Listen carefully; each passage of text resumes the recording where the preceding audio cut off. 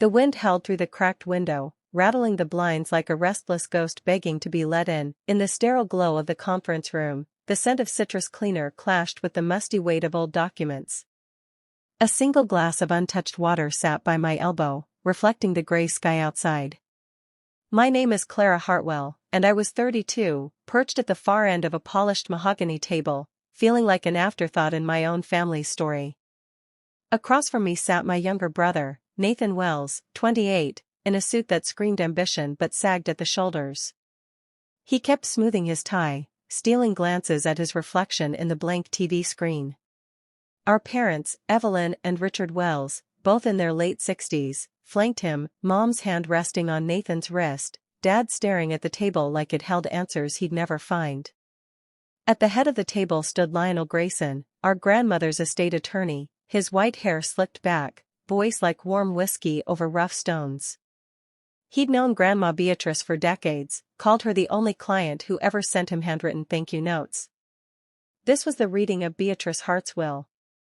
She'd died 3 weeks ago at 79, a woman of sharp wit and thrift store sweaters who'd quietly paid off my student loans without a word. Everyone assumed Nathan would inherit the lion's share, her house, her modest savings, her old Buick.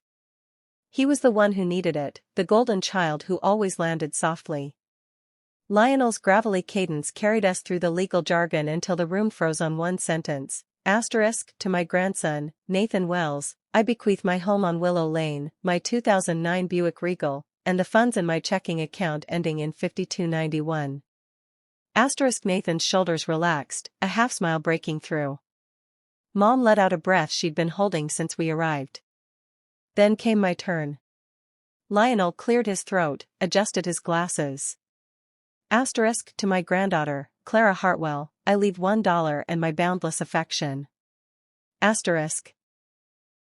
The room didn't gasp, but it might as well have. A cousin on Zoom coughed, maybe laughed. Mom muttered, she's always been fine on her own, her voice sharp enough to cut glass. Nathan didn't meet my eyes. I fixed my gaze on a stray paperclip, silver, glinting like a secret. The meeting droned on, something about garden tools, a donation to a local library, but I was already somewhere else, replaying the thank you card Beatrice had sent me last year, her looping script barely legible from being folded too many times. Never let them mistake your quiet for weakness, Clara. Still waters run deepest. I left without goodbyes, stepping into a sky heavy with the promise of rain. The wind tugged at my coat, and I clutched that card in my purse like a talisman. 3 days later, my phone buzzed with a call from Lionel Grayson. His name on the screen felt too formal, like a summons. Clara, he said, voice softer than before, can you come to my office? There's a private matter Beatrice wanted me to handle with you alone. My stomach twisted. What kind of matter? I asked. Not part of the public will, he replied. Very specific instructions. It won't take long. His office was colder this time, the leather chairs creaking under my weight. Lionel locked the door, click, and pulled a small, fireproof envelope from a drawer. My name was scrawled on it in Beatrice's precise hand. She prepared this 5 years ago, he said, sliding it toward me. Reviewed it annually, never changed a word. I hesitated, then broke the seal, unfolding a single page that felt heavier than it should. Her words hit like a pulse. Clara, if you're reading this, I've upset some expectations and trusted the one who never demanded it. You listened when no one else did, fixed the porch light when it flickered, learned my biscuit recipe by feel, not measure. I could see her in her kitchen, sunlight slanting through the window, showing me how to knead dough just enough.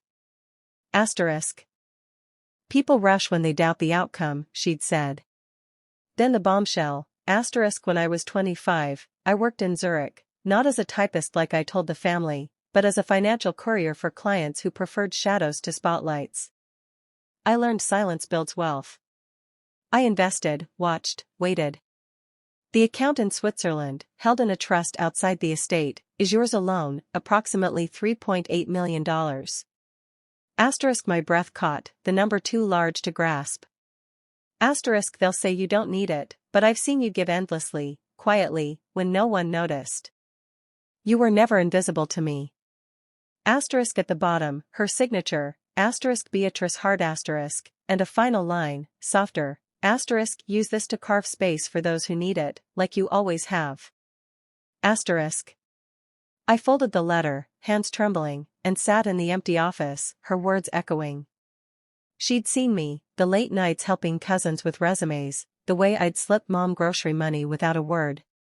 I drove home, the letter warm in my hand, the sky a dull silver. Grief hit then, not loud, but heavy, like water pooling where no one looks. I almost called Mom, thumb hovering over her name, but stopped. What could I say? That the woman they called frugal had outsmarted them all? That I, the independent one, had been chosen? 2 weeks later, I landed in Zurich. The city was sharp, cold, the streets so clean they felt staged. No one knew I was there, no posts, no texts. The bank, a stone building with a faint plaque reading Bank Privée de Zurich, smelled of polished wood and frost. A woman in her 50s greeted me, her smile knowing, and led me to an office where Julian Moreau waited, 70s, wire-rimmed glasses, suit crisp as his handshake. Your grandmother was extraordinary, he said, no preamble. She didn't just save, she sculpted her wealth with purpose. He opened a portfolio, investment records, handwritten notes, a trust labeled the Haven Fund. Named for your middle name, I presume? He asked. Clara Haven Hartwell. I nodded, throat tight.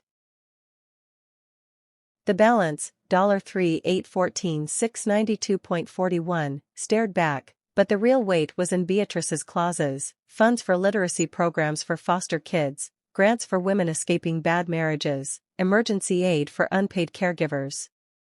Each had a note in her hand, asterisk for those like Clara, who carry others without fanfare. Asterisk. Julian leaned back. She could have lived louder, but she chose this instead. He slid the portfolio to me.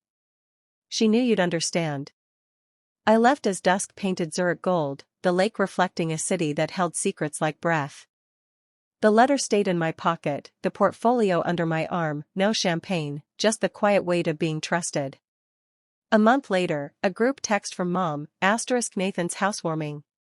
Come see the new paint. Party popper asterisk I went, not to prove anything, but to see. Grandma's house, now Nathan's, had fresh shutters, a smart doorbell blasting pop music. Inside, Mom fussed over a charcuterie board, Dad sipped whiskey, laughing at Nathan's jokes. They didn't notice me at first. When Mom did, her smile was too bright. Clara. You're here. So busy, always so independent. I didn't reply, just placed a framed photo on the counter, Beatrice in Zurich, scarf tight, purse clutched, standing before the bank. No one asked about it.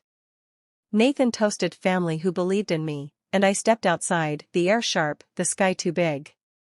My office opened 6 months later, a small space above a bakery, smelling of yeast and hope. The sign read Haven Financial, for Beatrice, for me. The first client, Marla, 64, widowed, thought she'd lose her home to debt. We built a plan, she kept her car, smiled like she hadn't in years. Then came Tessa, 29, single mom, saving $50 a month for the first time. No social media posts, no fanfare, just spreadsheets, coffee, quiet wins. Some nights, I'd read Beatrice's letter again, asterisk let it help those like you, quiet souls no one sees watching. Asterisk it wasn't about the money, it was about time, choice, a path forward without begging for permission. One evening, Marla brought a thank you note and a slice of homemade pie. Your grandmother, she said, pausing at the door, she must have been something. I glanced at Beatrice's photo on my desk, her steady gaze. She still is, I said. I locked up, the bakery lights dim below. Beatrice's card, creased and soft, held its final line, asterisk still waters run deepest, Clara. Don't let them forget it. Asterisk I turned off the light, the door clicking shut, and carried her truth into the night.